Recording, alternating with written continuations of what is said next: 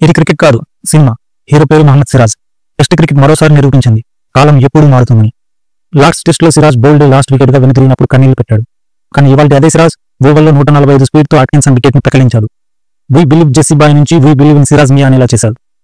23 వికెట్లు, 5 టెస్టులు, 185 ఓవర్లు. రెస్ట్లెస్ గా ఆడాడు. బూమ్రాలని చోటు కనిపించకుండా సింహంలా గర్జించాడు. 301 పరుగులకు 3 వికెట్లు. బ్రూక్ సెంచరీ చేశాడు. రూట్ బాగా ఆడుతున్నాడు. ఈ క్షణంలో మ్యాచ్ అయిపోయింది అనుకున్నాం, కానీ అక్కడే మ్యాచ్ టర్న్ అయింది. హ్యారీ బ్రూక్ అవుట్ అవడంతో మన బౌలర్కి ఊపి వచ్చింది. 367 పరుగుల వద్ద ఆల్ అవుట్. అద్భుతం. ఎంత పూరిన తక్కి మన బౌలర్ను. టెస్ట్ క్రికెట్ అంతమవుతున్నది అన్న వాళ్ళకి టెస్ట్ మ్యాచ్ పవర్ చూపించిన మ్యాచ్ ఇది. ఇవాళ స్టేడియం మొత్తం నిండిపోయింది. కేవలం 35 పరుగుల చేసింగ్ చూడడానికి తండోపతండాలుగా వచ్చారు. ఈ సిరీస్ లో బుమ్రా 3 టెస్టులు ఆడాడు. అందులో 2 ఓడిపోయాం, 1 డ్రా అయింది. కానీ అతన్ని సిరాజ్ మైమరిపించాడు. ఒక ఫాస్ట్ బౌలర్ వరుసగా 5 టెస్టులు ఆడడం అంత సులువు కాదు, కానీ సిరాజ్ చేసి చూపించాడు. ఇది టీం మొత్తం గెలిచిన సిరీస్. గిల్ 754 పరుగులు చేశాడు. కేఎల్ రాహుల్ 532, జడేజా 516, జైస్వాల్ 411, పంత్ 479 పరుగులు.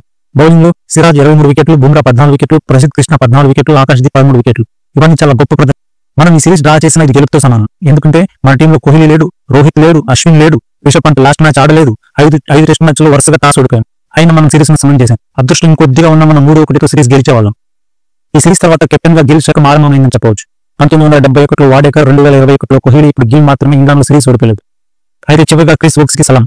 అతని డెడికేషన్ అద్భుతం. భుజం విరిగిన తన దేశం కోసం ఒంటి చేత్తో 140 కిలోమీటర్ల వేగమైన బంతును ఎదుర్కోవడానికి సిద్ధమయ్యాడు. Chris Woakes hats off. చివరగా ఇది సిరాజ్ కాదు, సింహం. మనది బౌలింగ్ కాదు, దండయాత్ర. బ్యాష్ బాల్ మనం బేస్లెస్ బాల్ గా మనం చేశాం. ఇది గెలుపు కాదు, భారత్ యువ క్రికెట్ కు పునాది. జై హింద్.